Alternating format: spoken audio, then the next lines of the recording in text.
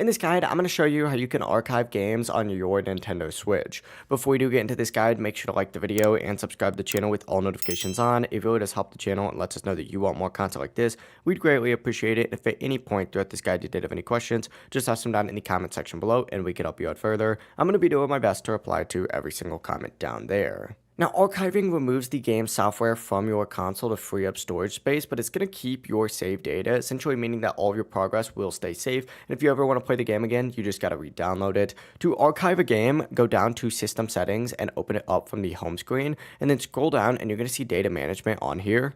Once you're in data management, open it up and then scroll down and you're going to see manage software. Open up this section and you're going to see a list of all of your installed games. Choose whatever game you want to archive. For example, we'll do Hogwarts Legacy since it's up at the very top. Select it to open it up, scroll down, hit delete software, and you'll see a message saying that the save data will not be deleted. That's exactly what we want. Press delete. You'll also have the option to keep the icon on the home menu. If you want to keep it, you can quickly re-download the game later on there.